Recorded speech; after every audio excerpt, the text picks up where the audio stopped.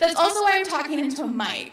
So if you ask a question and I come up with a microphone, it's so everyone can hear you virtually as well. So just be aware of that. And yeah, if you're on YouTube, Michaela, she is our director of communications here, and she will make sure that she relays your questions to Jackie. So if you have questions, please feel free to type them in the chat. But I think that's all I have. Okay. All right. Let's get started. All right, so I will also be mic'd. I know there's very few of us here in person, so it seems a little weird, but it's so our virtual friends can hear us.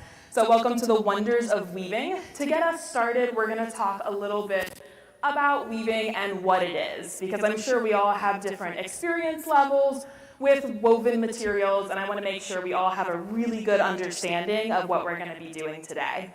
So the definition of weaving or woven is basically an item that is made or constructed by interlacing threads or strips of material together to create a whole element. Now, for us, a lot of times this means things like fabric, but it can also mean things like Kevlar. All of that falls under that concept of woven. Fireproof materials are often woven, interlaced textiles that are made and super protective. So we have an idea of woven, but the next thing we're going to talk about is how that's actually made. How do we get to the weaving part, interlacing? So there's two aspects of weaving, and the first one is warp threads. And those are the threads that are often stretched under tension, and they tend to be wrapped pretty tight. So as you can see on my little diagram, if you look at the center one, the horizontal lines, those are our warp threads here. Now, once you get those under tension, you actually pass threads through them, and that is called the weft. And that's how we create the pretty designs that we're going to be doing today, is by using different weft threads. Now, over the years, they have used many different tools to do this basic concept of warp and weft. Some of the earliest ones, and what we're doing today, is known as tapestry weaving, which you can see on the far right.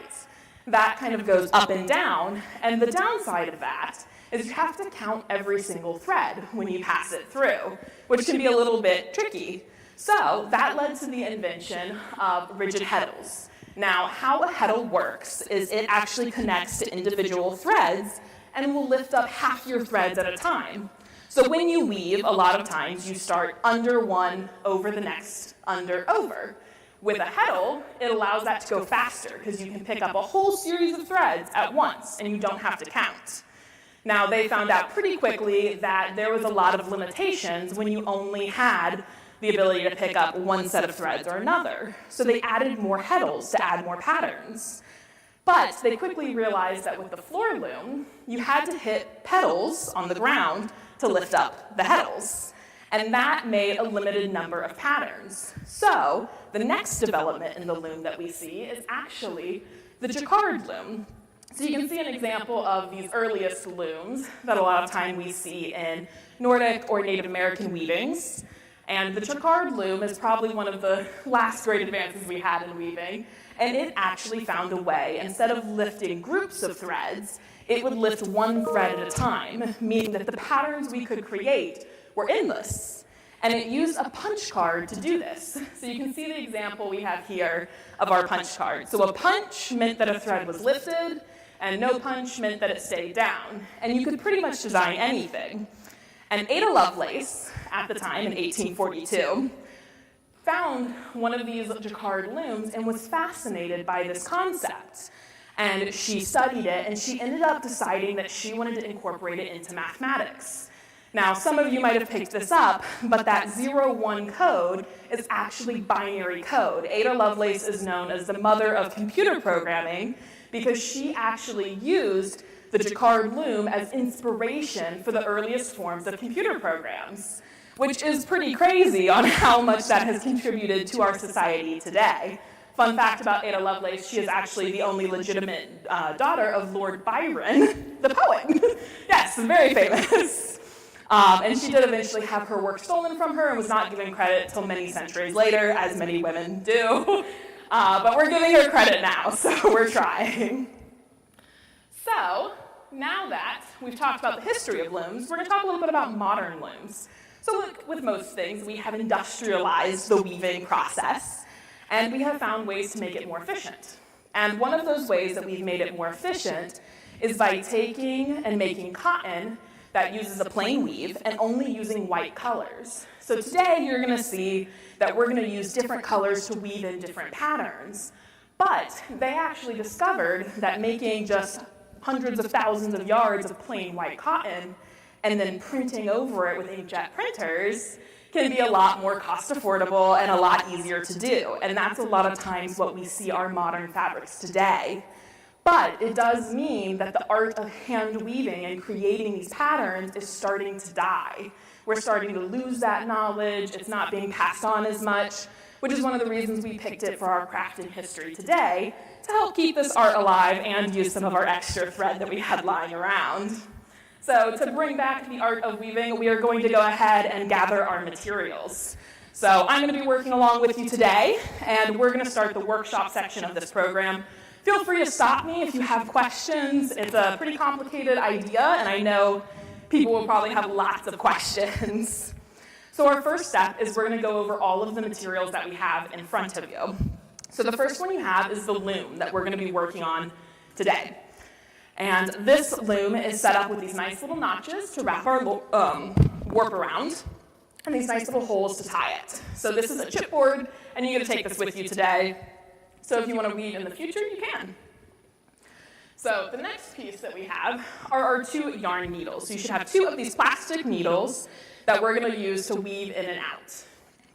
If anyone doesn't have any of these materials, please let us know, and we will supply you with those. So the next thing we have is our 3 different types of yarn. So for those of us who are joining us virtually, you've already had the yarn selected for you, but those in person got to pick theirs.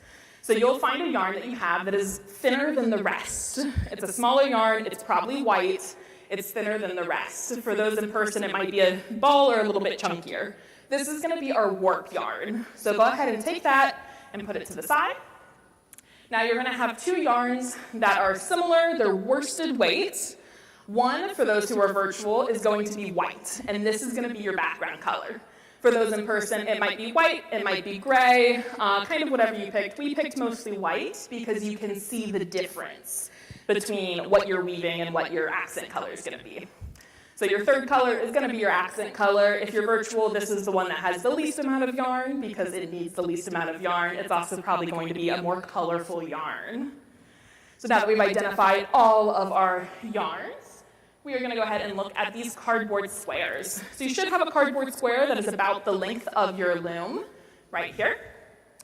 And this is what we're going to put at the bottom of our loom to ensure that we leave enough space to tie our warp threads at the end. So it's very important, even though it's just cardboard. The last thing that we have today is our pattern. This is a laminated piece of paper that has the pattern we're going to work with today. And we're going to walk through how to read this in a minute. It can look really scary, but I promise we're going to get into it. For those of you who are virtual, you should have already hopefully gathered your extra materials, which are tape, a plastic or metal fork, and a pair of scissors. Those of you who are in person, we should have laid those out for you. All right, so that should be all of our materials. So we're going to start with our first step, which is going to be reading our pattern. And like I said, this can look really, really scary, but it is very easy once you get to know what we're doing. So the first thing to do is to make sure you have the right side of your pattern up and the right side down. So when you look, there should be 2 white squares, and that should be on the bottom of your pattern. So make sure that is on the bottom side of it. On the very far left square and the very far right square should be white. So that is the bottom of your pattern. When you're reading a pattern, there's a couple of different techniques that we need to know. So we talked about the warp threads that we're creating, and we're going to create those on this notched board. And we're going to weave going up and down to create these vertical threads. Those are our warp, and those are represented here on the pattern. So you'll notice the pattern has 3 colors. It has white, red, and yellow. Now, for me, those colors, the white represents your warp, the red is going to represent your background color. So for those virtual, that's going to be your white thread also. And then the yellow represents your accent color. Now, when you're looking at this little gridded pattern, If you see a white, that means that your warp or your weft piece has gone underneath the warp. So the warp is on top. And if you see a red or a yellow, that means that your woven piece has gone over top of those warp threads. Now this may sound a little confusing. Once we get started, it will make more sense, and I will be here to answer questions and help make sure we understand. But to start, we are going to start with warping our looms, because once we get that done, everything else is easy, I promise. All right. So the first step to warping your loom is going to be to take a little bit of this warp thread. Make sure you've identified which one it is. It's your thinnest thread. Everyone in person, go ahead and kind of hold it up for me so that I can see. Yeah, we are all looking good. Fantastic. Now, you are going to go ahead and tie a knot through this top little hole that is on your loom. So you're just going to push your thread through.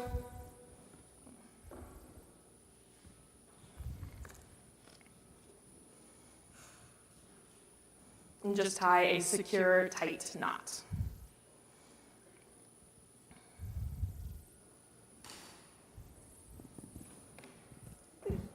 Yes. Ooh. Maria, would you help her untangle her yarn and get that set up? Thank you.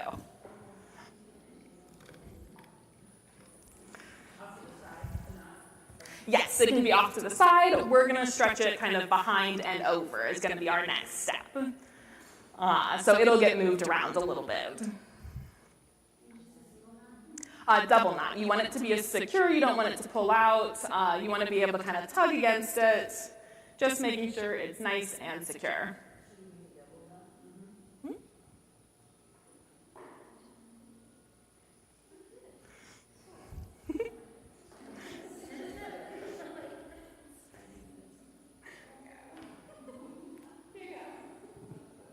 Do we have any questions that I can answer? Okay. All right. So now, once we've done this, our first step is going to be to actually stretch behind. Okay. Is to stretch behind and then go over your second notch. So we're skipping, this is hard to do on the other side. We're skipping our first notch. And you'll see on my nice little graphic, we stretch behind and we go over that second notch. So you skip the first. You go to the bottom, and you skip that in notch 2. And you're just wrapping it around these little notches. So you go, you just wrap it, and then you go down. Now, while we're doing this, the one thing to remember is to keep even tension. You kind of want it like a guitar string, so that it's tight enough that you can kind of strum it, but not so tight that it's bending your board. So making sure that we don't wrap on the back of it. On the back, it should just look like little lines that catch the top of your notches. Drop that on the floor, because that's a little easier. So it just stretches. If you have any questions or you're struggling with this, I can always show you more up close. This is one of the hardest parts. So you stretch and you just hit your notch and go around. So these little notches that we have at the top and the bottom are just catching our threads for us.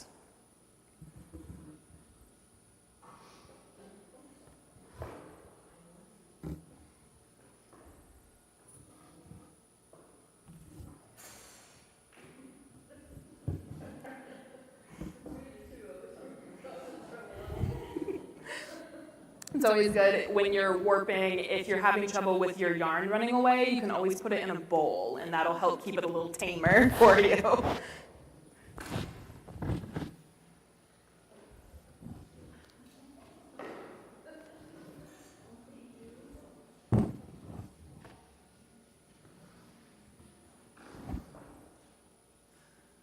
So making sure when you get to the very end, we're skipping that last notch that we have.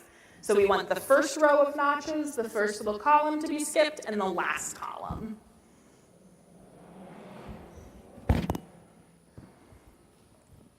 And once you've done that, you'll pull your yarn behind, and then you'll tie it off in the hole at the bottom right corner. Ooh, I'm so sorry, I keep hitting my mic.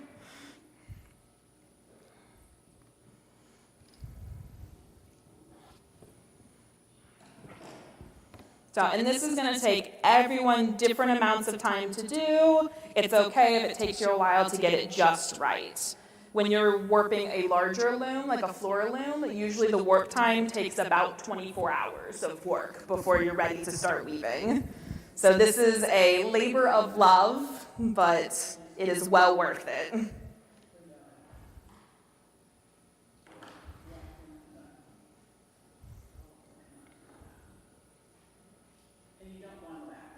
You don't go on the back. And I will walk around with mine so that we can have an example so people can see if that's okay. So yeah, you stretch it on the front like this, and then your back should just have the little bitty catches of yarn. So it looks like we're all doing good. Yes, you were doing a great job. Let's see. Yeah, it looks good. It looks like it's all got good tension for it, just making sure that. And you come up from the back, yes. And then just making sure we skip those first notches, just the first one, and then just the last one. Yep. Yep, you just tie it through that last one on the back. Whatever way knotting works for you. Looking good. Looking good.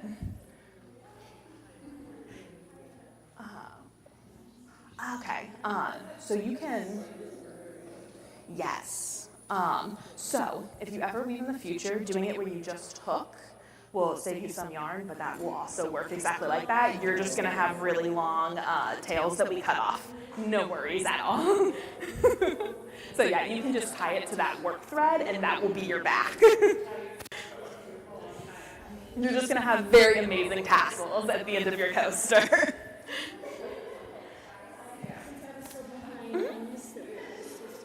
That actually is completely fine. Yeah, so you actually don't even have to do that. So just make sure you tie it off right here. So, yep, you're gonna push it through. Yep. Nope, you'll just do that. The only rule is that you miss 2 of those rows. So instead of missing 1 on either end, you just moved the whole thing to the end, to the left. So you were go.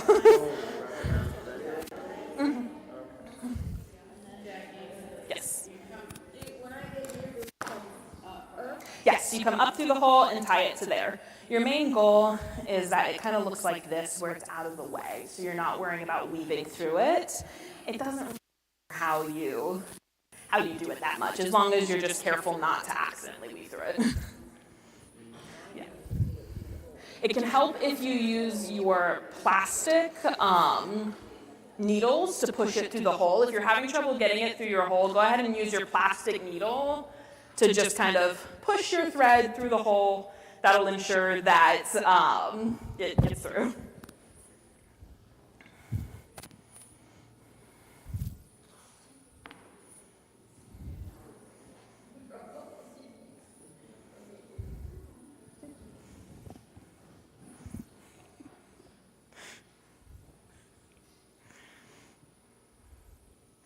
All right, so we're going to give a few people a second to finish up all of their warps. While we wait, go ahead and take your background color of yarn, so for most of us that is white, and you are going to measure out 7 lengths of your loom.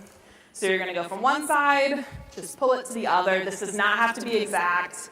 This is just picking a certain amount to help us as we start weaving.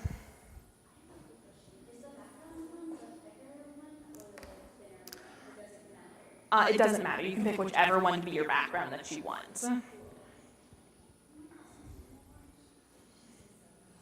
Yep, 7 lengths, and then once you're done, you're going to thread it through one of your yarn needles. And this is what we're going to pull through our weave as the background. It can be a little tricky to get these yarn needles to thread, but that is okay. If anyone needs any help, you can either ask me or our helper Maria. She can thread these. We tested. I taught her. She should know how. Yes. Yes. Once you've measured 7, you go ahead and cut it because we want to be able to drag it all the way through the loom. So when you say 7 around? So you're going to measure 7 lengths of it. And it does not have to be exact. It's just a guesstimate to get us started. we're going to have many more measurings in the future.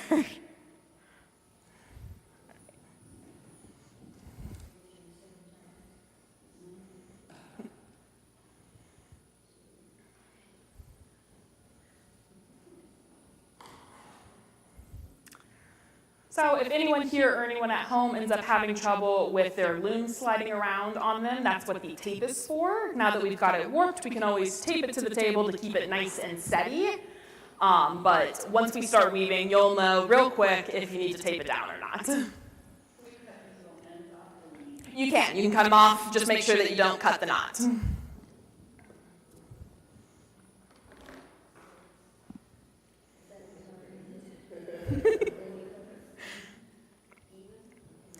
All right, so we're going to start with our next step, which is inserting our cardboard. So we are going to actually insert our cardboard into the very bottom of our loom, and we're going to use a plain weave method to do it. So you're going to see right here that we're going to insert the cardboard in. So we're going to start by going over top of our first thread and underneath our second thread, and then over top of our third thread and underneath our fourth thread.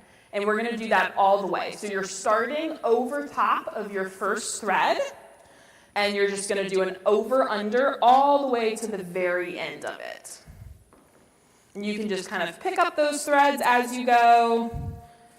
No worries. This is going to give us something to press against as we weave, so we can get our weave nice and tight. For this type of weaving, you don't really see your warp threads very much. We only see our weft, so we want them to fit really snugly together. So once you've got that completely woven in, you're going to lightly push it down to the bottom of your loom, like this. You don't need to push it too hard, just enough that it's nice and snug. Look around. It looks like we are all on the same page with that. Very good. All right, so now we are going to start our first few rows of plain weave. So a couple of things with the plain weave. This is what we're going to use our background color for. And we are going to start our plain weave by going underneath that first thread. So the opposite of what we did with the cardboard, we're going to go under the first thread, over the next thread. Under, over, all the way across. So you're just going to use your little needle to guide your yarn through.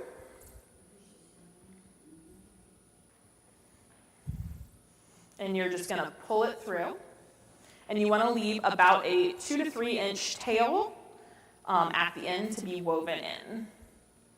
So that you can see it looks a little bit like this.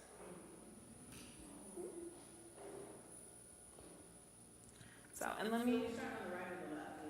it's up to you. It really doesn't matter. Most people who are right-handed tend to start on the right and move towards the left. When we go back in the other direction, we're going to go left to right. And you said over, under? Yep, the opposite of your cardboard. So under, over, and it should fit snugly. So once you've got that first line, you're going to take your fork and you're going to use it to actually press down a little bit to get those towards the bottom. You're just going to kind of comb it. And this is our first line of weaving. Now, while we work through getting that first line, I'm going to give you a word of warning for our second lines. One of the most important parts of weaving is your tension. So as you can see, we have a couple photos behind me, and we want to make sure that we're not putting tension on these end threads right here. Else you're going to get what this image right here does, and it's just going to kind of tunnel in. So we want to make sure that we're putting as little pressure as possible. So when you turn your piece around and you start working going the other way, you want to make sure that you don't actually pull on this last warp thread. You just want to sit against it.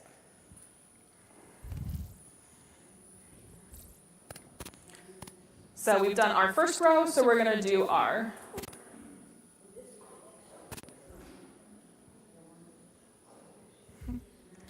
All right, so we're going to work on our next one going back around, and we're again going to do the exact opposite of what we did before. So our last one ended underneath.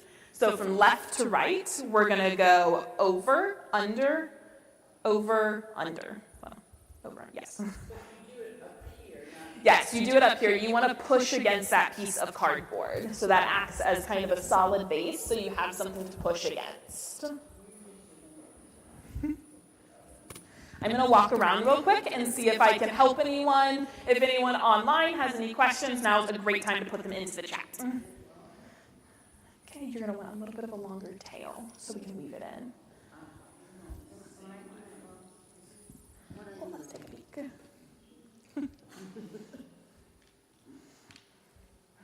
You're doing great. Once you get the concept of weaving down, it gets a whole lot easier. It's the first part that's hard.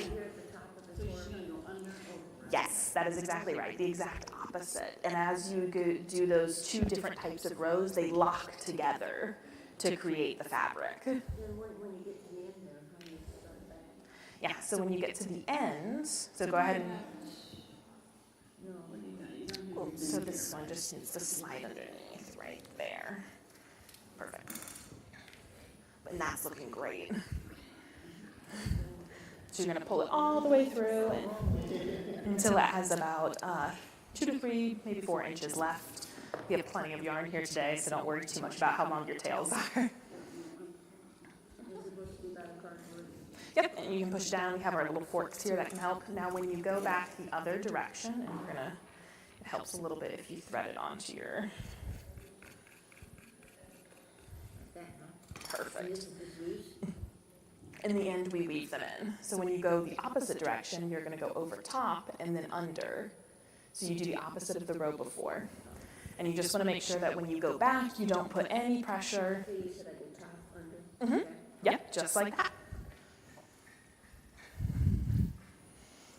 No, you're killing. Yeah, and then keeping your tension a little bit lighter on that last one. If you accidentally get your tension, yeah, making sure you pull it all the way through, and if your tension, you feel like it gets a little wonky, you can always just pull it back out. Until we get it all pushed down, it's very flexible and easy to change. No, you just leave them out and flowing. For any of those in the room who do crochet or knitting, you'll know about weaving your tails in at the end, and that is what we're going to be doing today. I know that's everyone's least favorite part, but it's part of weaving, so. All right, yeah, you're looking great. You guys got this. All right, so we're going to do a total of 7 rows of this plain weave, and that's the first 7 rows of our pattern. So everyone go ahead and take a second, work on your 7 rows, and we'll check back in when you get them done.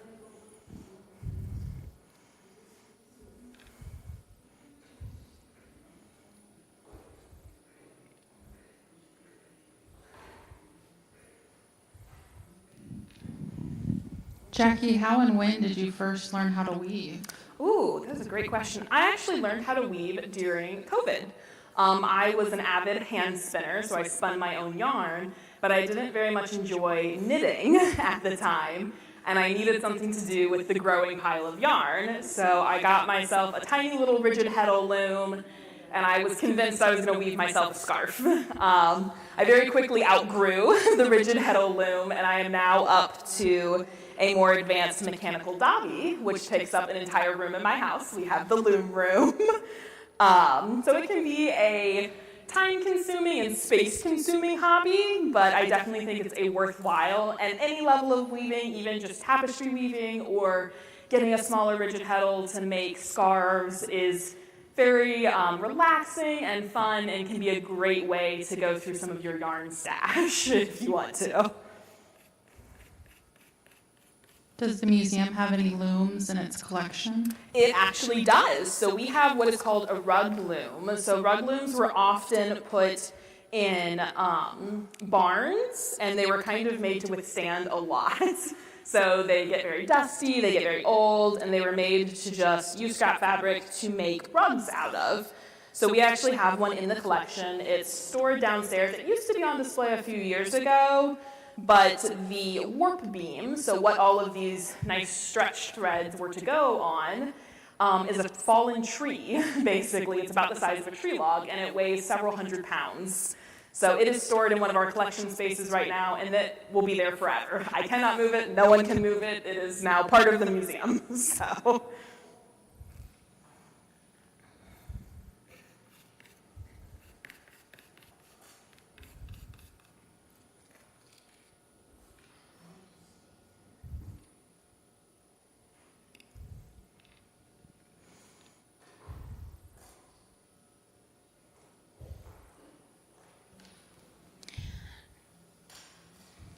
Do we have any cool woven pieces in the collection, Jackie, like in the textile collection that we have here? Well, technically, the entire textile collection is woven because it's textiles. But yes, we do have some cool woven pieces.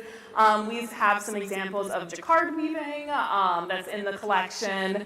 We have some examples of, actually, I think pieces that were woven on the loom that we have in the collection back when we had it set up to the public. So we do have some pretty cool pieces. It is one of those things that woven pieces were often made into clothing. They were often used as blankets. They were often used. It was a very practical art form, but it was an art form. And a lot of times today we don't recognize that because it was traditionally associated as women's work. So it wasn't seen for the amazing art form that it was. It takes an incredible amount of math to measure out warp and weft threads, pattern recognition to be able to design these intricate patterns. It really is, I'd say, one of the most challenging forms of art. And I'm not just saying that because it's my form of art.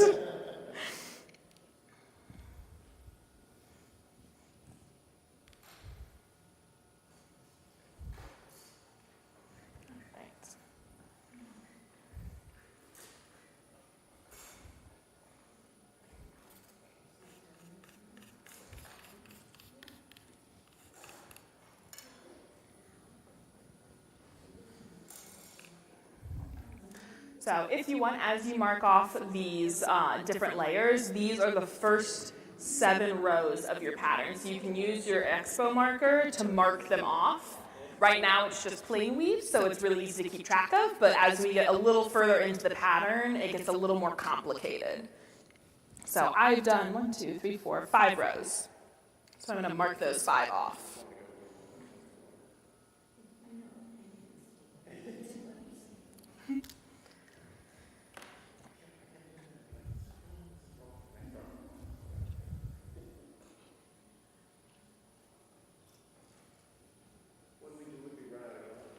Oh, did you run out of yarn? Okay. Oh, that's a great question. If you run out of yarn, it's super easy. You just, I'll run myself out of yarn. So you try and leave a little bit of a 4-inch tail. So I'm just going to cut mine off so you can see.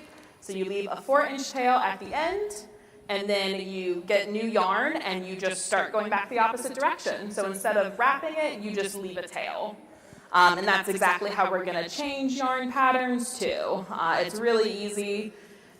It's better to have less tails because you have to weave them in at the end, and that can get a little tedious. But that is something that you also have to do when you do large woven pieces. There's some techniques you can do to avoid that, but you always end up weaving something in.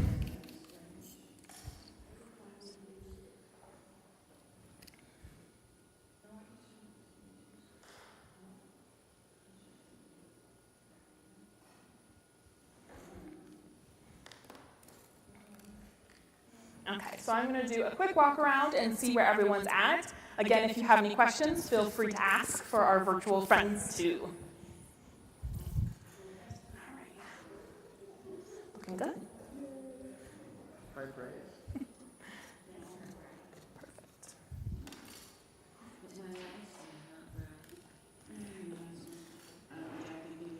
Yeah, let's take a peek. Okay, so let's see. I'm looking at it and I'm assuming somewhere we missed. Is this one? Hold on, I gotta follow the pattern a little bit. Okay, so.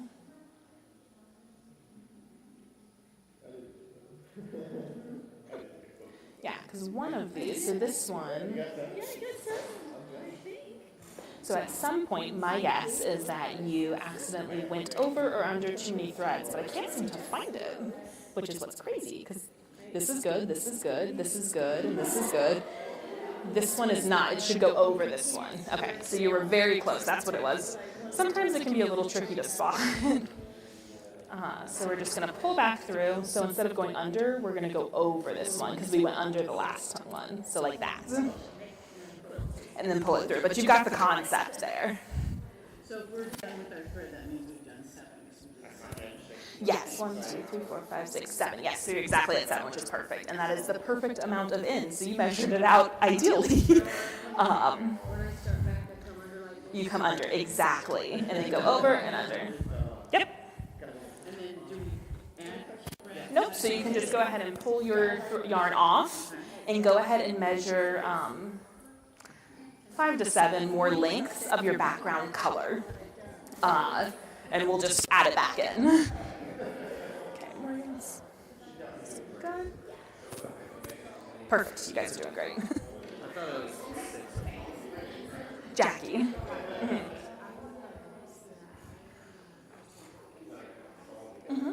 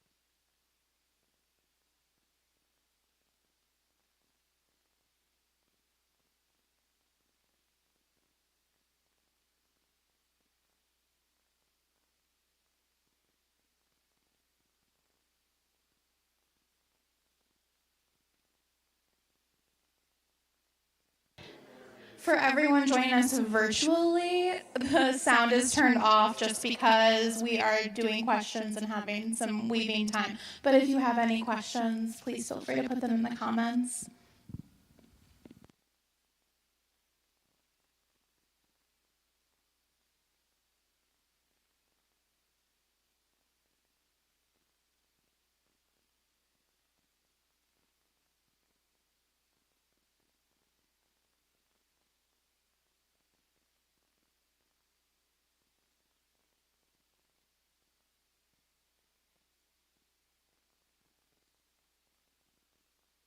So now that it looks like we all have our first 7 rows, if you're keeping track on your nice little pattern, this is a great time to go ahead and use your expo marker to cross off those first 7 rows. Because what we're about to start is no longer a plain weave, we're going to start getting into our actual design, which can get a little bit more complicated to keep track. Okay, so I'll give everyone a second. So this is just a reminder, if you haven't, to go ahead and take your fork and make sure that you're beating down your rows so that they're nice and tight so that you don't see these warp threads at all. You can do this with a fork. Sometimes people use a comb. It's kind of whatever is up to you. You just want to make sure that it's nice and tight.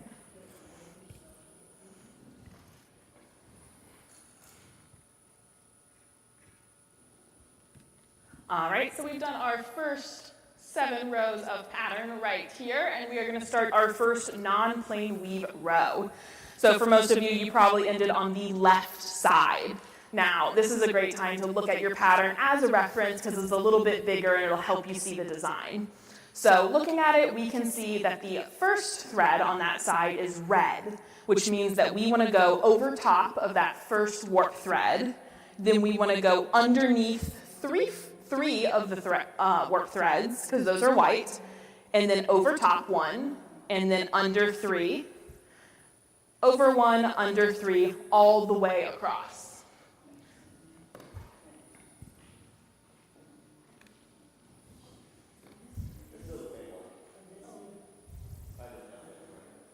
Yep, we're still using the same background color for it. Of the white, usually I recommend measuring about 7 rows anytime you cut a new piece, because it can help you get more, but we're going to use this white and then our accent color throughout the whole weave.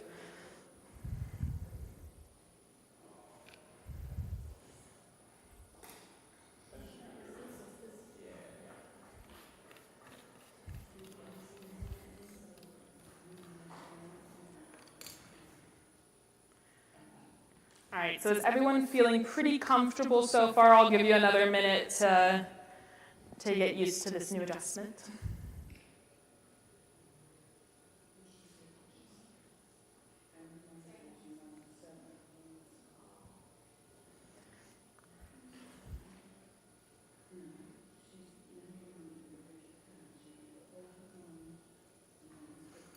So make sure that once you've done that level of weaving that you mark it off of your pattern so that you don't lose your place. That can throw off your entire pattern because we stack these weft threads on top of each other to form these designs. So you definitely don't want to lose your place. So then on this one, we start over for the thread.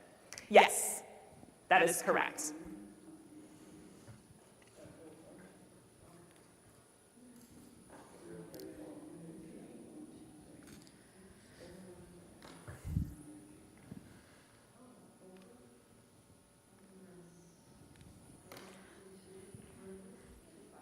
Yes.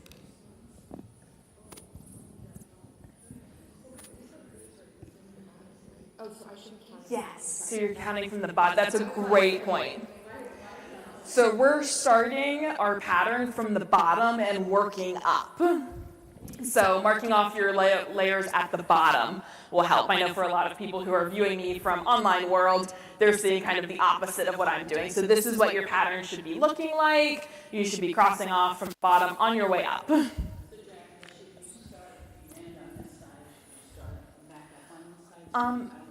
It really does not matter because either way, we're just going to take those little ends at the very end and we're just going to weave them onto the back of this piece. So you can start on whichever side feels more comfortable. It's up to you. Yes. All the way across. There's a lot of counting and weaving. I feel like we should have put a disclaimer on our advertising.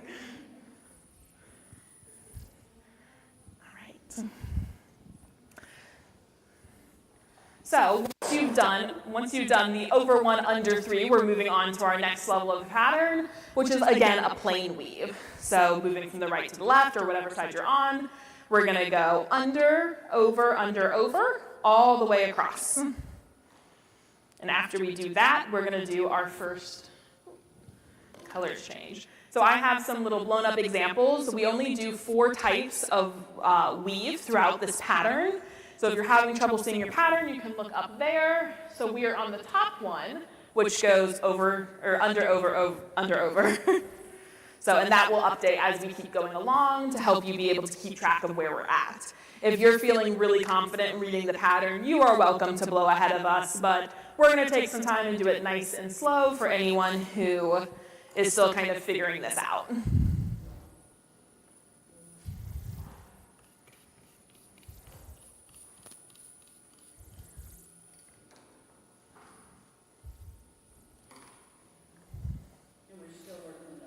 We're still working with our white. Once we finish this last row of plain weave, we are going to switch colors. So if you're done weaving, you can go ahead and start measuring out your accent color. you're going to want to measure 4 to 5 lengths of your loom in the accent color.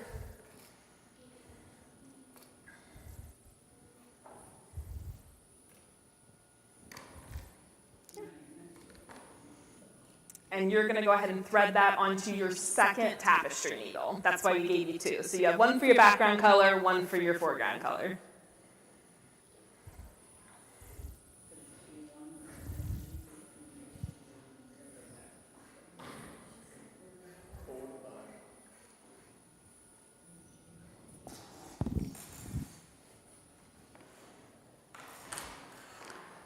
So if you're like me and it just naturally ended and you have just a perfect 4-inch tail, that's great. But if you still have a lot of white left on your thread from your background color, then just go ahead and leave your needle on it and set it to the side. You don't have to cut it.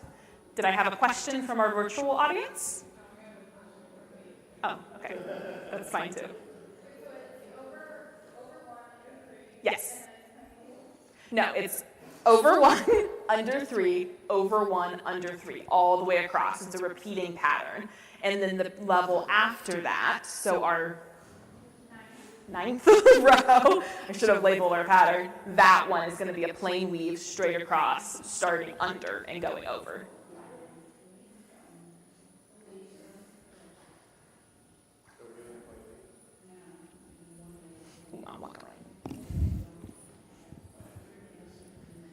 Let's see. Okay, so you did 1, 2, 3, 4, 5, 6, 7. So you're going to want to unpick your last 2 rows and unweave them because this one should have been over 1, under 3. Over 1, under 3. Hold on. Yeah, look I at did the over 1, under 3. Are you sure? Yeah, I remember doing it. Where did it go? What? I did it. It's okay. Sometimes we make mistakes, and it's great to go ahead and just double check your pattern. So, over 1, under 3, and then you plain weave 3 across, but you want to repeat that over 1, under 3 all the way across. No, they're all under 3. See it? Under 3. Under 3. Under 3. Yeah, you're right. I was wrong. Yeah. So yeah, you are on track. So you're ready. Go ahead and measure out your next accent color. Already done. Okay. Yes. Mm-hmm. Yeah. So you can. Mm-hmm. So there's 2 options that you have there. If you really don't want to unpick it, you don't have to. It's not going to affect the pattern that much.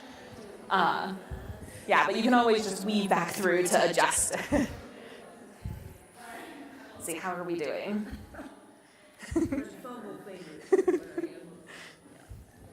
Can be a little tricky, but you guys are doing great, I promise. It only gets easier with time. Once we get to row 40, you're just going to be experts. Okay, when I end up over here, then I gotta look here and see what I gotta do. Is that right? Mm-hmm. So it looks like our next one is going to be a colored. So I'm going to show you how to change the color in a second. So just go ahead and measure. So you don't have to, nope, you don't have to do anything with that. Just leave it sitting to the side. And we'll pick it up again when we're ready. So just, you can leave your needle on it too, because we provide you with 2 needles. Well. Oh, perfect. Yeah, so you have 2 needles, so you don't have to take your needle on and off, because that can be hard. How are you doing? It's okay. It could be. A good trick is when you come around the corner like this, to actually put your finger here and pinch. And do it at kind of an angle, and then when you get it at an angle, use your fork to just push it down, and it'll make it so that you can't actually do tight tension. It's a trick they teach new weavers. That's completely fine. If you want, when you start the next row, which we're starting with a color of yarn, you can start from this side and work to the other side. But they all get woven in on the ends, so. Good. Oh, you've already got your first row of color in, so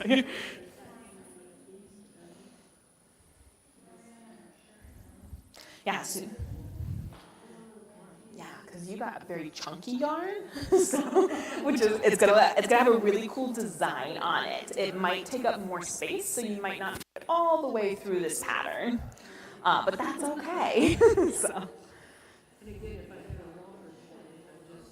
You can just keep it going with this. Yeah. Have you guys woven before?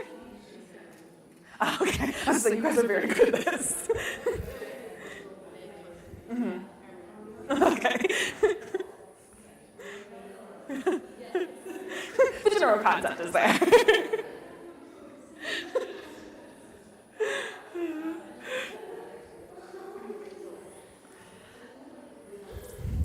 All right, does everyone feel like they're ready for their first color change, or do we need a little bit longer to work with our background color? Everyone looks fairly good. All right, so now that we've got our first color threaded onto our needle, I did not mark out my last. Gotta practice what I preach. You gotta mark out every single line that you work on. So we're gonna start with our first one. So on your pattern, this is gonna show the yellow color, but it's gonna mean your accent color. So for me, it's this pretty black thread. So we're gonna start from either side, and you're gonna go under 2, and actually let me click. So you're gonna go under 2, over 1, under 3, over 1, under 3, over 1, under 3, till the very end, and you should end on an under 2, if we've done our math correctly with our warps. So again, you're gonna start with an under 2, over 1, under 3, over 1, under 3, and you're gonna keep going. And it should naturally end with an under 2. If you get confused, go ahead and look at your pattern. That's gonna be your best friend in this instance. It's gonna tell you exactly what you should do for each warp thread. Under 2, over 1, under 3, over 1, under 3. And you're gonna continue that under 3, over 1 pattern till the very end, which will end with an under 2, just naturally.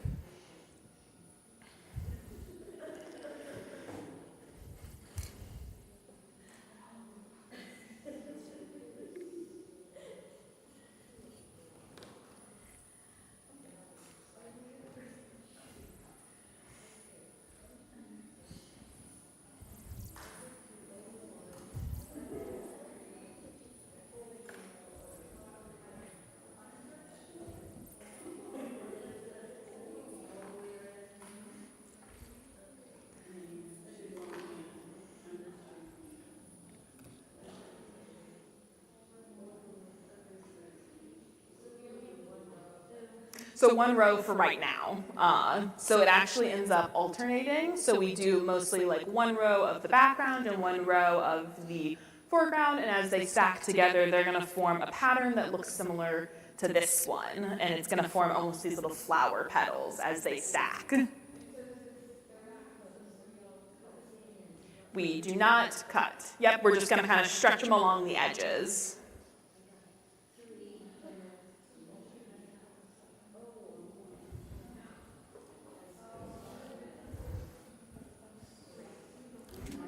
So I'm going to walk around and check on people real quick. Oh, you're moving on to the next level without me.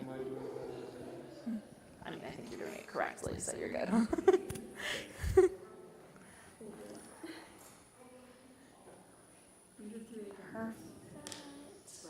Perfect. Yes, you're looking correct. They're looking good. So one thing you want to do with this is you want to make sure you pull it all the way to the end. So you want about 4 inches. So you tug it, yeah, each time. And that way, yeah, you want about 3 to 4 inches because we're going to weave it in. The more room you have, the easier it is to weave in. All right, how's it going?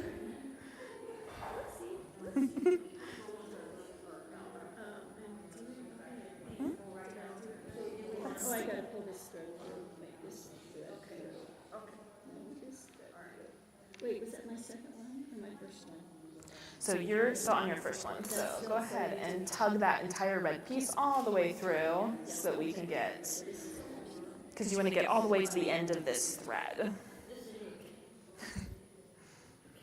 Yeah, so go ahead and tug this all the way through so we get about 4 inches on the end. It's a little under 4 inches, but it's close. That'll help.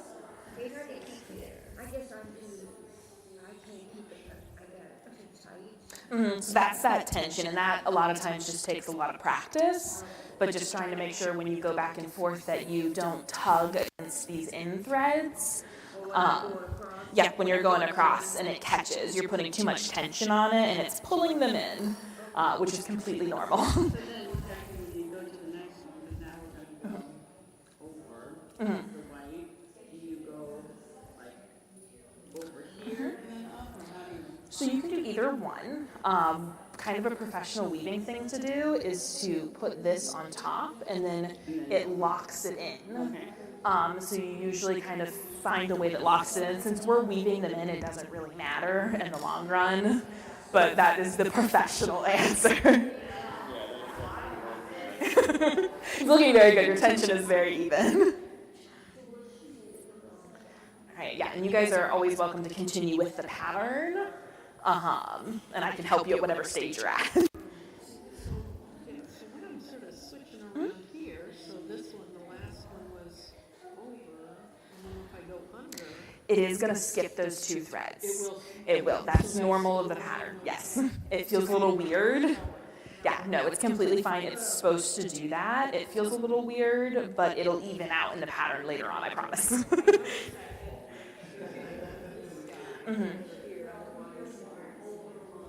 Yeah, yes, you always want to. Because when I did this, I didn't Oh, see yeah. that, if I didn't slide that under there, when I see Yeah, I do see what you're it would saying. have gone, Yeah, no, I see it would have. yeah, because see, then it would have pulled. So, and it would have caught on this second thread, which is okay. So it would have caught on a thread that was farther in, which is okay. The pattern will cover it up down the line, but it does have a little bit of weird edges. We adapted this pattern from a larger pattern down to a smaller, more manageable one, and there's a few catches in it because of that. So.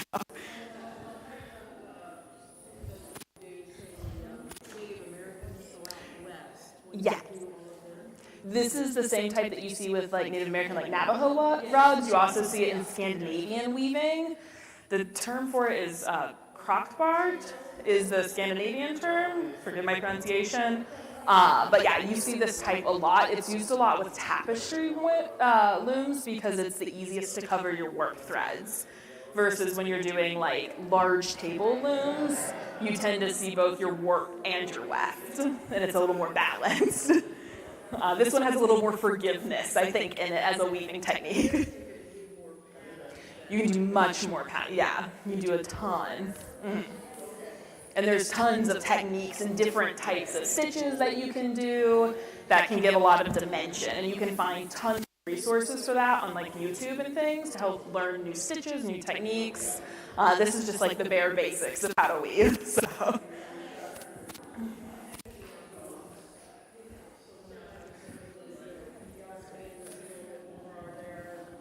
Yeah.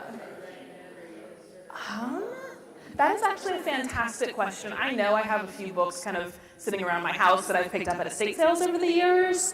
I will see if I can maybe put together a book list that we send out to participants on if you want to take this craft a little further, books that you can reference, maybe some YouTube channels that can help use what you've learned today to do new types of designs. That's actually a fantastic idea. So Maria will make a note of that, and I will put together a short reading list for all of our participants.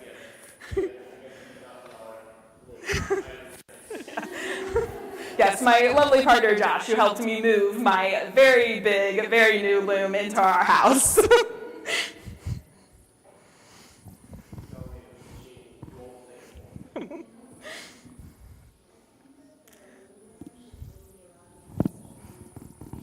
Oh, yeah.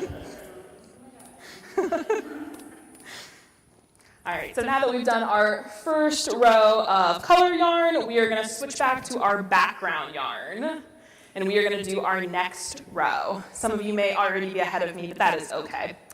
So for this one, the next row that we have is going to be an over 1, under 3, over 1, under 3, all the way across. You shouldn't have any of those pesky 2s. It should be over 1, under 3.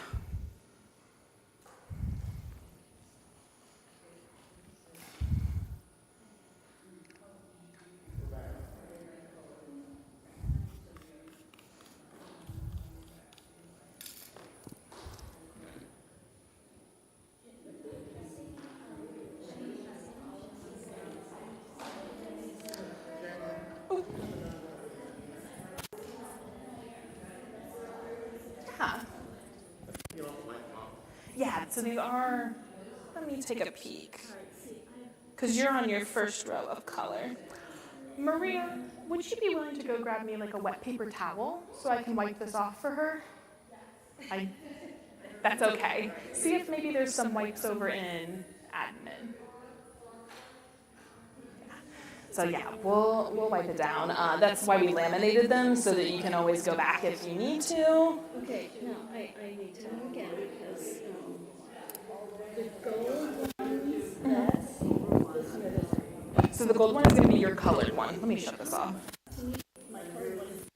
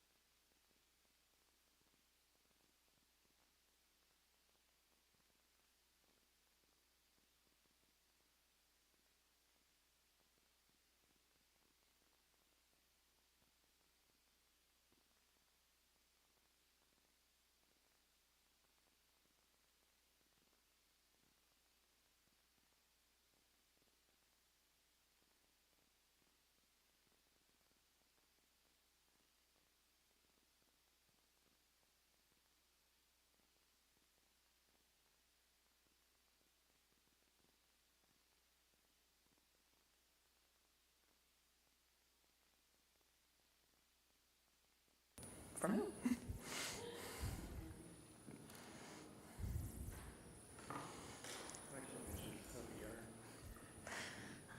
All right, so are we feeling pretty confident? Do we have any questions? We're looking good.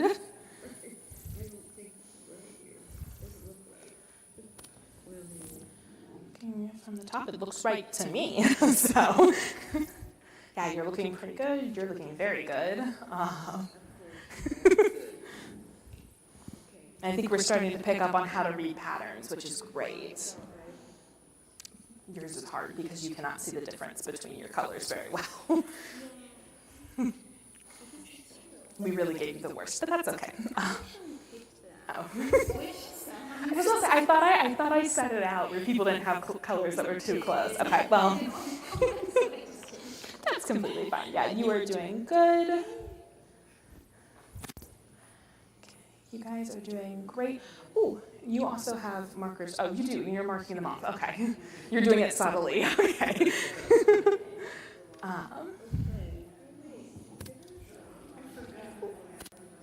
Yeah, I'll answer your question real quick. What do I got? Yeah, so when I sort of knew I didn't have enough, then I go ahead and start on the same end, is that okay? You can start on the same end, any end you want. It doesn't matter which end you start your row on. But even if I end and I got all these. Yeah, that's completely fine. Some people like to vary it so they don't have to weave something in on one side. So if you, it's a matter of preference, yeah. It's just a matter of when you weave it in at the very end. So, yes. This row, which is just the white line, and you'd end underneath. And then I was switching to the second row, but you start underneath again. Yes, so it's actually going to pull in and it's not going to get this last warp Okay, I thread. wanted to make sure I understand what Yeah, it's very weird. Okay, it feels wrong to me. It does. Like my whole, thinking, I haven't woven in years, but thinking about Yeah. my undergraduate class, I'm like, It does feel a little bit wrong. And it's just part of the pattern. The next one on top of it will catch that warp thread, and they stack so well that you almost never even realize it. I should have predicted people moving a little faster than I was teaching. So, do you have a question, Morgan? No. Oh, I thought I saw your hand up. Okay. That's definitely what it is. Okay. All right. Any questions so far? We are all several stitches ahead of me, but I'm going to continue on my nice slow stitches for any of our virtual friends who are following. All right. So now that we have finished our next row of background, we are switching back to our accent color. So we are going to go a plain weave. So a plain weave, we are going to go from one side to the other. We're going to do under, over, under, over.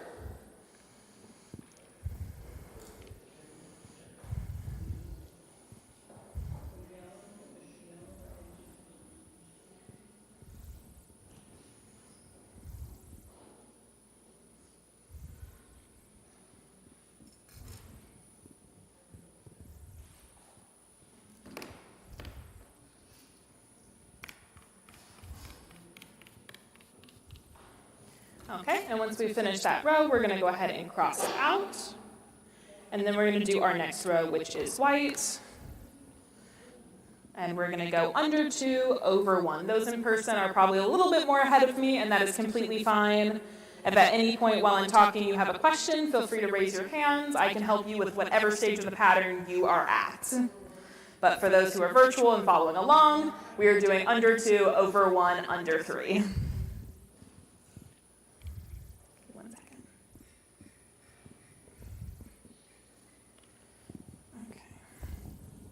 Yes.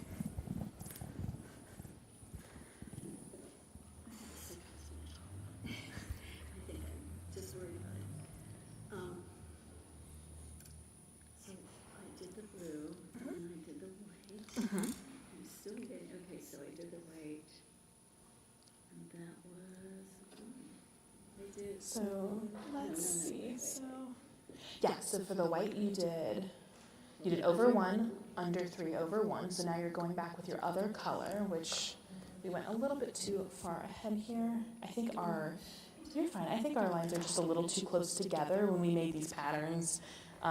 So you're on this next one. So you're going to get your blue piece, and you're going to do a plain weave. Yes, gold. So you're going to, Over the white. so you're going under that first one, Show the white. and then you're going to go over, and then under. Is it just, you know? It's just a plain weave, straight across. Yep, 1, 1, 1, 1, all the way across, and I'll go ahead and cross it out for I you. might have a little, well, how long do you think this is going to take? Because I can't leave him. Yeah, and you can add, I thought this would be about an hour. I thought it was a lecture. I didn't know. well, and that's completely fine. At any point, if you want to head out, we're going to post this on YouTube, so you can always follow along later. You can take some materials with you, finish at home. Of course. No, so, no, you're actually right on track. You are good. So some of you might notice that you are getting to one of the rows. That means that you're not catching your final warp thread.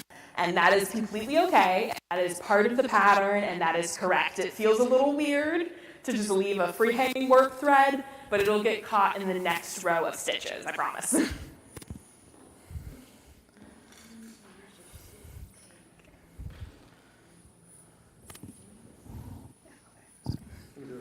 Yes, I just wanted to make sure it got caught in the next row. And it does, okay. People made me doubt my own pattern. All right. Yes. So, and for those of you, if we're running out of time or if you're stressed, weaving can take a while. You can always take this home with you. We may not get through the entire pattern today, and we'll get through as much of it as we can. All right, so doing our next row of the white for those following virtually. Okay.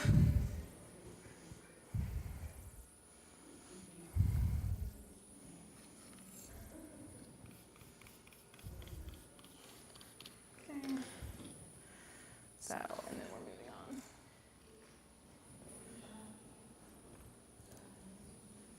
What was that? Okay, we're on this one now. All right. So for our 2 layers of right, our next one is going to be over 1, under 3, over 1, under 3, all the way across.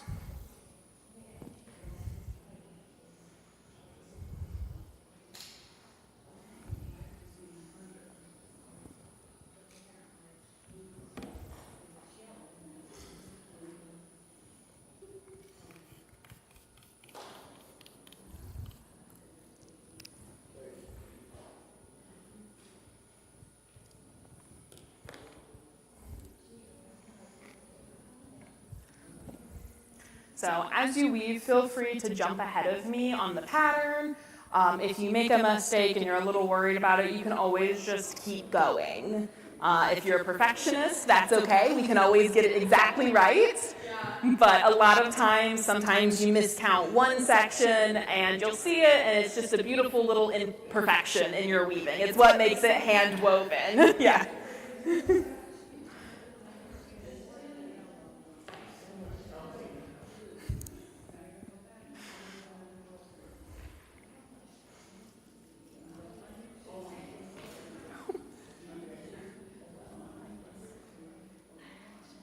All right, so moving on to our next color yarn, we're going to do a plain weave straight across.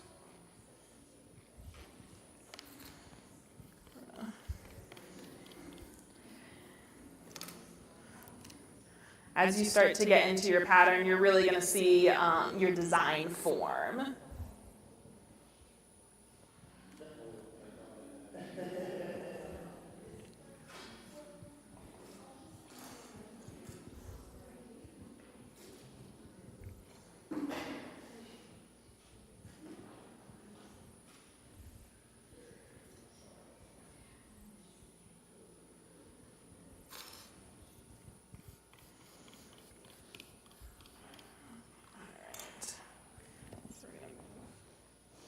Next one, marking out our colors. So we're switching back to the white for those who are still with me in my very slow weaving pattern. We're going to go over 1, under 3, over 1.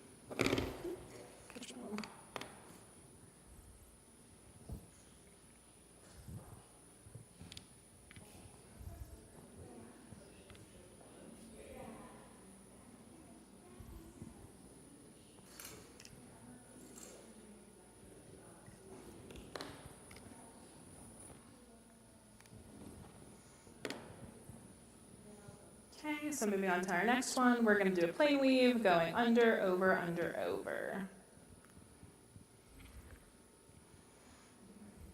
So if you're joining us virtually and you're having a little bit of trouble following, go ahead and take this time to let our moderator Michaela know so that we can answer any questions and make sure everyone is on track. This is definitely a little bit of a longer project, and I understand that people may not be able to have the time to fully complete it.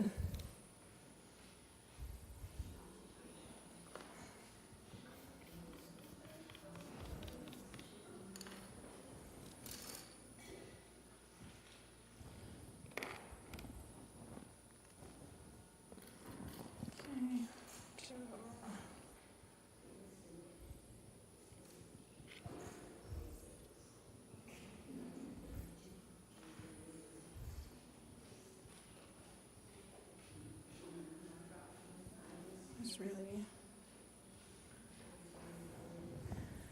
I'm gonna check you guys real quick. Yes, yes. So yours is definitely not going to make it to that whole pattern. I would recommend trying to go maybe to midway on this one because of your chunky yarn. You want about as much on the top as you have on the bottom. I think we might have had a mistake in it. Yeah.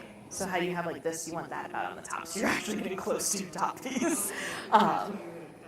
Yes. And we may fast track that so that people can see how to tie stuff off and send you home with some yarn. Yeah. Because I'm thinking we might actually have had a mistake when we copied this pattern over, because I'm seeing that this warp thread is not being caught as much as it should be. So, yeah, I'm thinking. Because usually, yeah, so we minimized it a little bit, and I think it might leave that one warp thread out a little bit. So I'm going to check other people's patterns too. Did they not want to take their stuff with them, or?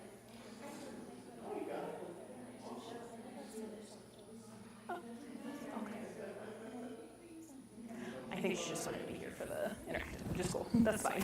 Yeah, and that's really great. I'm happy to make connections with people who love textiles. So, how are you doing? Yeah, but you're doing good. That's doing fine. Yeah, well, and everybody pulls in a little bit when they're first starting.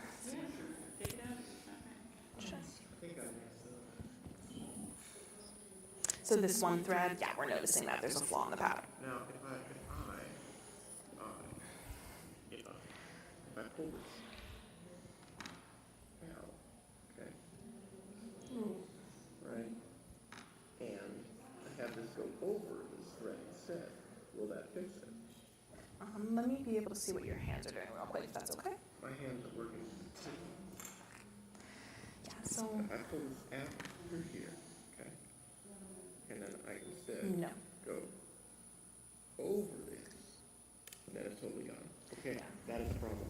Yeah, so you're gonna thread through here, and it's gonna help keep it Straight solidified. line. Yeah, so unfortunately our pattern is struggling a little bit. So whenever,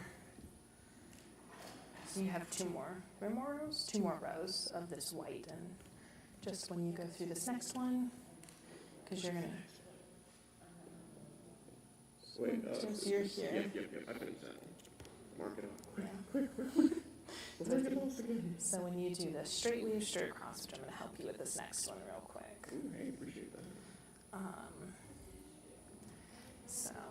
I have a handicap and it's still lost. So what I'm going to want you to do to help kind of lock it into place, thank you, on this next one, instead of going under 2, over 1, I'm going to have you go over 1, under 1, over 1, under 3. What? Over, So, under 1, yeah. over 1, So under 1, look over at, 3. look at your pattern right Yeah. here. So you see where there's that white one right there? So we've noticed a flaw in the pattern, and that's on us. Already passed that one. Okay. So, and that's just my bad when I copied over the pattern and shrunk it down. So we're just actually gonna color that in for you right there. Ah. Do that. I see. Thank you. Time check. We are taking a little bit longer than I think we originally anticipated, and we still have to tie off. So we may be doing friendship bracelets instead of coasters today. So, plot twist, everyone has the materials if they want to make a coaster at some point. Are you cool with that? Okay. So yeah, we are going to actually fast track with this a little bit because weaving is a very fun, meditative thing to do, but it can take a very long time. So we want to make sure everyone knows how to finish what they're working on. So we are actually going to work towards fast tracking so that you know how to tie off and that you know how to weave in your ends. So our goal is you get through your first flower design. So you should see several rows, kind of like this one, and you'll see these little flower designs. The goal is that you get through that. Once you've gotten through your little bitty flower design, go ahead and do 3 rows of plain weave, and that'll give us something to tie against, and then we will start learning how to tie and weave in all our edges. And for everyone, also virtually as well, this is going to be live streamed and uploaded to YouTube. So if you don't want to tie it off right now, if you want to take home what you're doing or continue to do the full project, you can always just pause here. And when we have this completely uploaded to YouTube, you can go back and you can watch how Jackie's tying it off as well. So you don't have to stop right now if you don't want to. Yeah. And that goes for people in person. If you just want to hear about it and see it, that's completely fine. I think we might have underestimated a little bit how much it takes to weave a full coaster. which is okay. We are all human, and we are all here to learn as we finalize and finish what we're doing for crafting history.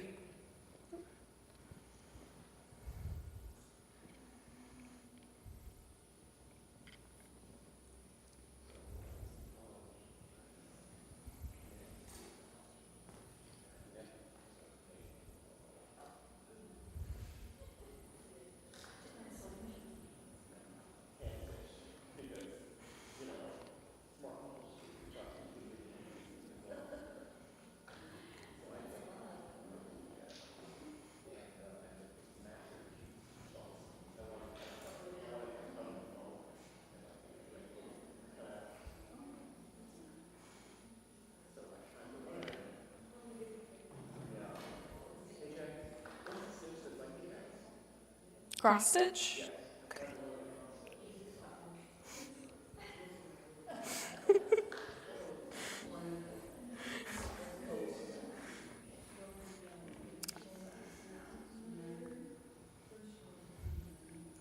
All right, so a few notes that I'm going to make while everyone finishes up doing whatever little plain weaves they want to do is that when you're weaving and you're weaving on this board, you want to make sure that you leave as much on the top as we've left on the bottom with our little cardboard bit. That's going to help us tie off our ends and have enough to be able to get everything tied easily without breaking our fingers trying to do it. So.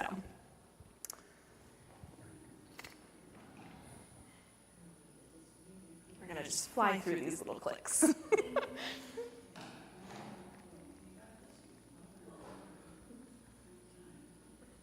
So now everyone else is trying, which that has gone very well. All right. So we are to the point that we're finishing our weave. Let's see, we've got people over here who are good. I don't want anyone to feel rushed. It's okay. Take your time to get those last few rows of plain weave done. I am here to help if you have any questions.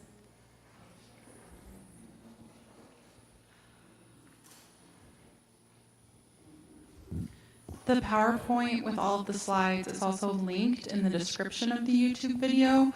So for those who want to go back and watch it, it's on our YouTube channel. If you just search McLean County Museum of History, it'll come right up. We have a whole crafting history playlist with, also you can go back and watch the Dyeing with Dinner Scraps, which was our last installation. And we do still have dye kits available if you want to go back and do that one. So that's all online.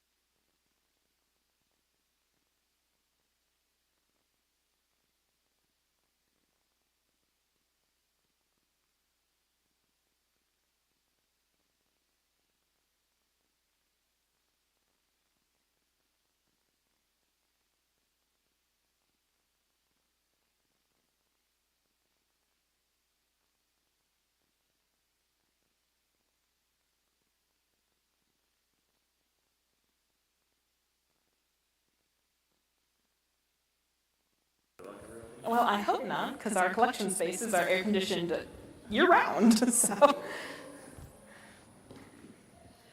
right, yeah, so that's looking good. So now you're going to switch to your. So yeah, you're starting to see that flower pattern. So now you're going to switch to this next one. See, I Yes, decided to dot is a great way to do that. I can see if I made a mistake, I'm gonna do it. So I just did this one, right? Mm-hmm. So, and since we're getting ready to tie off, you have two options. You can either continue with the pattern, or you can go ahead and start doing a plain weave, where that is just going to be an under one, over one, under one, over one with your white to create almost like a little bracelet. Under one, so under the first one, over one. Mm-hmm.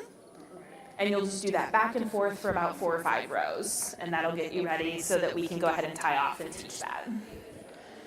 All right, so yeah, you guys are definitely to the point that you can do a couple rows of plain weave in your white color, and that'll help kind of solidify everything, and then we'll get ready to be able to tie things off. But you're also welcome if you want to just keep working on it, that too. I do promise, I did test this with someone where I taught them how to do it. I think one-on-one instruction made it go a little bit quicker versus doing it in a group. I think that's where I made my mistake.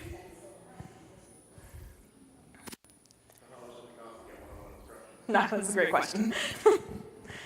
Okay, so now that we've taken a second, we're going to go ahead and start the process of tying off. So what we're going to do is we're going to take our scissors, and we're going to go to the very top of our loom. I lost my clicker that was here somewhere. Thank you. Appreciate it. Okay, so we're going to go to the very top of our loom, and we are going to cut. We're going to cut only 2 threads at a time. At the top left, we're going to cut at the very, let me see if I can turn this around so we can all see. We're going to cut at the very top, right here. And you're going to cut 2 threads, hopefully a little more gracefully than I did. And you're going to this is only if you want to be done. If you would like to continue weaving, I'm going to explain it so that you can learn it, and it'll be posted on YouTube. But you get to take all these materials with you, so you can always finish it there. So you're going to tie a knot to secure it. So an overhand knot, just a single knot. Secure it. Your goal is to not move your weaving too much. So right now, the weft threads are shifting on the warps. And we're securing them in place. If anyone has ever had fabric that wasn't serged on the ends, it starts to fray, if anyone's ever seen that, and that's what this can do if we're not careful. So that's why we're tying it so it doesn't fray. Yeah. So you're going to cut right up top along these edges. And you're going to take 2 threads and tie them together. So let me see if I can do this. So I'm going to cut right here. Let's see if I can do this without balancing it on my mic. So the knot is at the bottom, pressed against where the weft threads, or the woven bit, is at. You don't want it to push it down, because you don't want to shift or change the way that your weave looks, but you want it to be secure enough that it's not going to go anywhere. You're tying both of the threads together. Yes. You're not like tying them across each other. Nope, you're tying them together. And it's going to give you these nice, pretty little tassels. And that's why we always start and end with plain weave, because it allows you to make sure that the last 2 pieces you have go over under. So they get really nicely secured by this. So those are sometimes called headers and footers. And in finished woven garments, sometimes they're taken out. But it's a great way to ensure that all of your stacked weft pieces look nice and neat and uniform if you're going to start a pattern. So I'm going to speed through this a little bit so that I can help other people or answer questions. I can show you the weaving in part. You can double knot it if that's what's easier for you, but you're going to take it, you're going to wrap it around your fingers, and pull it through that little loop. So this is called an overhand knot. I'm trying to think of a good example of what would help. Now the last 3 that you cut for your warp threads, there's going to be 3 threads versus 2 because we're dealing with an uneven number of warp threads. You're just going to tie them as 3 instead of 2, and that's okay.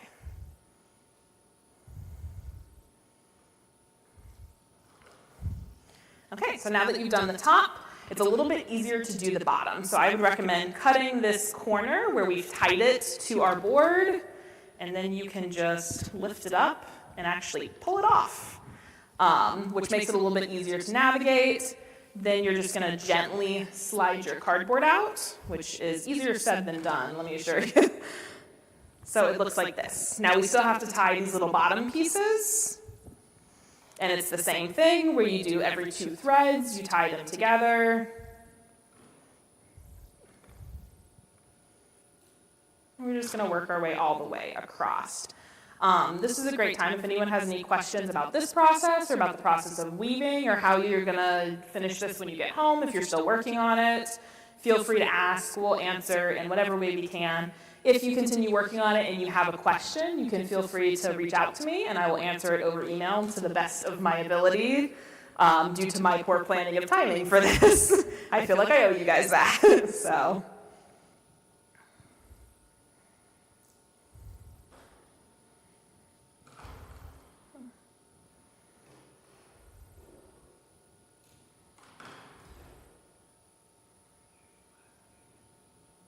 You just tie all of the last 3 as one piece versus using 2 threads, you just have 3 threads for the last. And again, that's because we had an uneven number of warps. Okay, so now that we've got all of those done, these are our little tassels on the end. A lot of times what people like to do is they like to line them all up, take their scissors and cut them all at a nice even height. And that makes it a little bit more manageable. So weaving can be any height that you want as long as you measure out your warp threads. That is all that matters. Okay, so I've got these all trimmed down. Now to talk about how to weave in. So this is the front side of my piece, very pretty. This is the back side. So you're going to make sure that you're weaving into the back side of your piece. So you're going to take, I've got a little animation for everything, I promise. So you're going to take your pieces on the back, and you're going to take one of your yarn needles, and you're going to thread those extra little pieces. And you're just going to catch these back little pieces of weave, flipping a little bit to make sure that you don't see your needle on the front side. You're just going to kind of catch a few of them, and that'll help bury your weft thread in. So you're just going to pull it so you can see mine catches these threads right here. Once you've pulled it through, you just give it a little trim and it'll sit snugly there. And you just do that for every single one of your extra weft threads. It can take a while, which is why I usually recommend, sitting down with a nice cup of tea and watching a movie while you weave in all of your ends. Especially when you're dealing with 30, 40 yards of fabric that's come off a loom, it can take a while.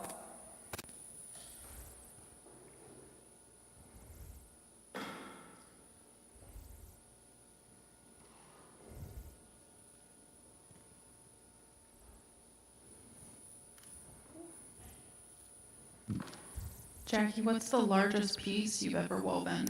Ooh, that is a great question. So the loom that I have now holds up to, I want to say 40 yards of fabric or warp. So I can make 40 yards at a time with it.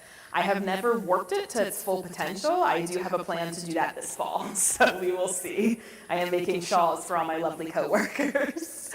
But I think the longest piece I've ever done has been 12 to 14 feet long. I've done several table runners for large tables, which can always be fun. And then the yarn you dye and Yep, so most of the time I use for the weft, because as you've noticed, now that you've learned about weft and warp, I usually do my own hand-dyed and hand-spun for the weft, because it doesn't need to be as structurally sound. But I find that my spinning wheel doesn't actually spin a fine enough and thick enough yarn to do it for the warp, because we put so much tension on warp threads. So I buy that, which is a little embarrassing, but I will admit that here to you guys. But my weft is handmade, hand-dyed.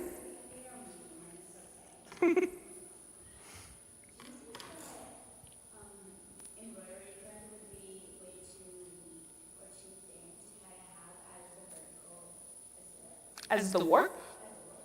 The up and down? Yeah.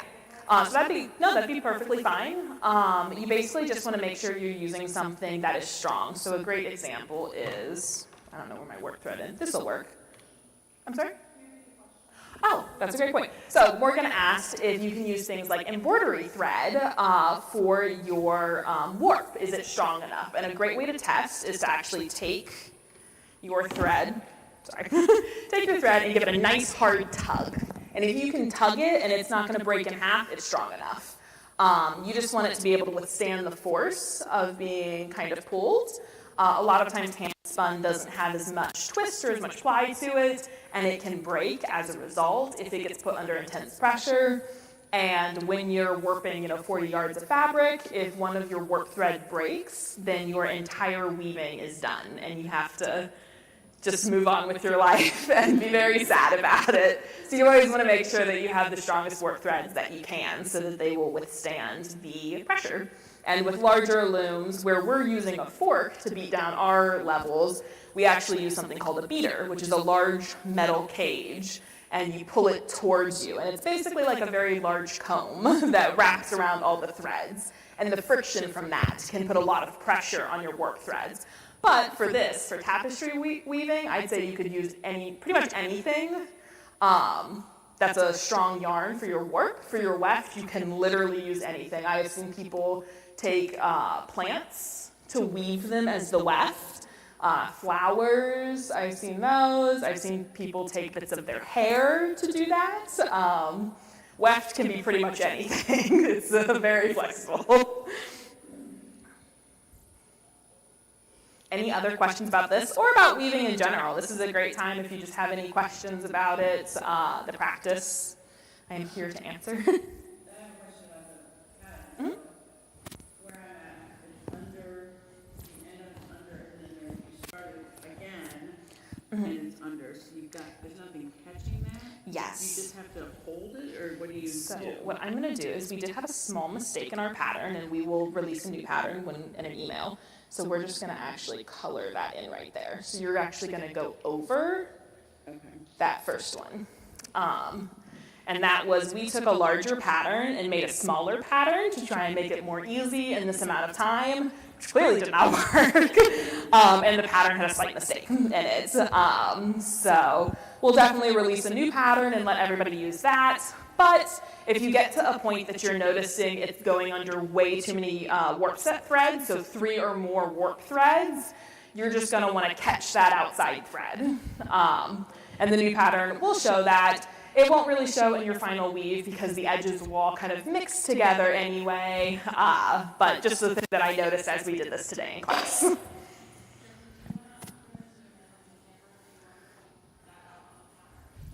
Yeah, let me see. Okay, and I'm actually on the exact row. So yes, if you zoom in on the camera, can you see the pattern? One second, Maria, can they take home the yarn? Is that okay? Yeah, okay. Yeah, so the loom, the little needles, the only thing that we need back are the scissors. The scissors and the expo markers. Those are the only thing that we are requesting back. Everything else, I believe, is yours to take as part of your supply fee. Okay. Are we zoomed in on my hands? Does this help? Should I will stop moving. Okay. So on this row of this pattern, you can see that it has the under 2 over 1 under 3. So to fix this on your own, what you're going to do is you're just going to do an over 1 here, under 3, going all the way to the end and ending with an over 1. And that's just on us. When we adapted the pattern, there really should have been another 5 rows here that would have caught the edge. So that's, I say us, that's on me. I'm the one who adapted the pattern. But that's an easy fix for it, and I will make that change on our document and send that around. But if you just want to take a Sharpie or your Expo and just color in those little double ones right there, and you can do that for either this row or for any time where the row before is white and the row above is white, you'll see that. You can just color that in if it forms a little L. So it's always going to be on the ones where it's under 2 over 1 under 3. And I'll go around to the people who are here today and I'll show you on yours where that little mistake is. Did that work for showing? Did that? Okay. Wanted to make sure that came through on our other side. All right, so I'm going to check. You guys, yeah. So, and that is, yeah, so you see right here where there's that little L. So we're just going to color in this little piece right there. And that little piece. So anytime you see that little upside down L, that's where our pattern has not translated, which is not me.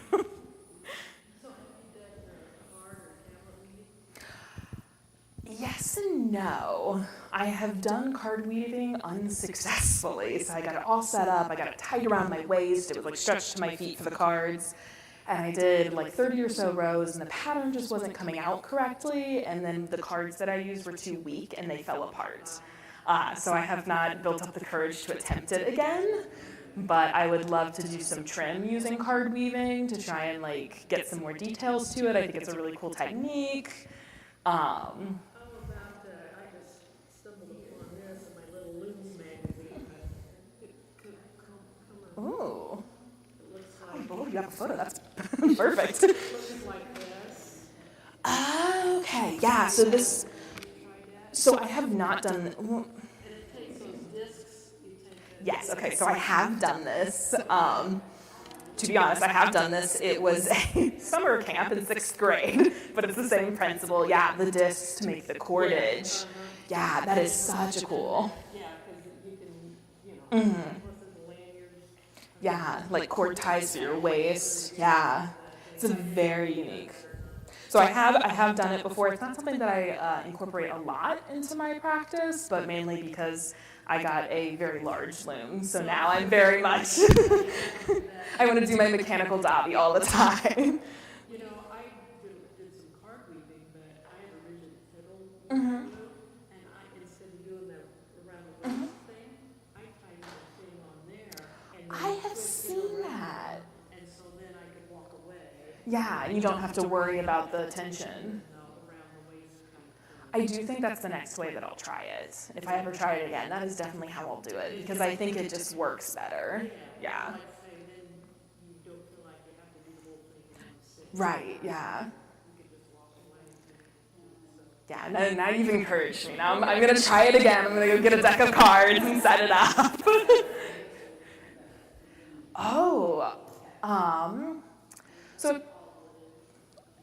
So a lot of the older looms are wooden because they need to be strong enough. And any of the hand weaving looms that you get today are all wooden. They're usually a hardwood. They have to take a lot of pressure. Modern looms are metal and they can take up whole rooms. Remember, sorry, this is slipping on me.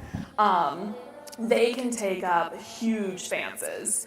So as they got into these jacquard looms and they didn't have to worry about people pressing pedals anymore, all they had to worry about was the shuttles. So they actually have a bobbin. So instead of where we're kind of pulling the thread through, theirs is wrapped on a bobbin and they toss it through. And I have a fly shuttle on mine, so I have a little handle that I pull, and you pull it and it fires it across, and it can go a very long length. So you don't have to worry about your arm span, you just whip it back and forth. So they can really kind of be endless, as much as you can like pull to get it across.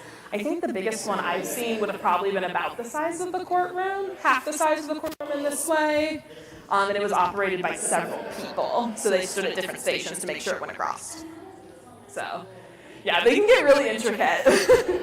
Warping those is incredibly difficult, so I can't even imagine. Yeah. Yes, can I go to the final slide? Okay. All right, so we're going to go ahead and wrap up our slideshow for you and wrap up our presentation. Again, thank you so much for joining us. If you have any questions, feel free to reach out. I'm going to turn you over to Maria for final remarks, and she's going to come up here and join me. Okay. Hello again, everyone. So thank you all so much for joining us, both in person and virtually. Again, we'd really like to thank WGLT. They are our sponsor for all of our live streams, and they are Bloomington Normal's public media, part of the NPR network. We're very grateful for them. Couple of things. Our next Crafting History will be October 17th. That is a Tuesday, so that's a little bit different. But that's our free day and our late day at the museum, so we're already open. And we hope that you all will join us for that. We will actually have our wonderful communications director, Michaela Harris, doing pinch pots with us. We will be talking about different types of pottery, specifically focusing on some indigenous pottery in our collection. So I'm really excited for that as well. So mark your calendars, October 17th. And we also have a survey that we will be sending out to you. It's also a QR code if you want to just scan it here, but I will send a follow-up email to everyone that was signed up.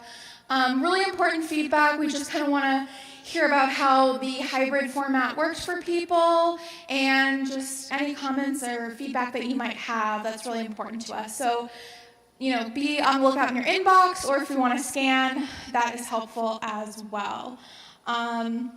And if there's any last minute questions, feel free to ask. Feel free to ask Jackie as we wrap up here. But thank you again so much for coming. I will send Jackie's contact information if you have any questions, if you're working on this later on, and she's happy. I'm happy to help. Yeah, she's happy to help. But yeah, thank you, and have a good night, everyone.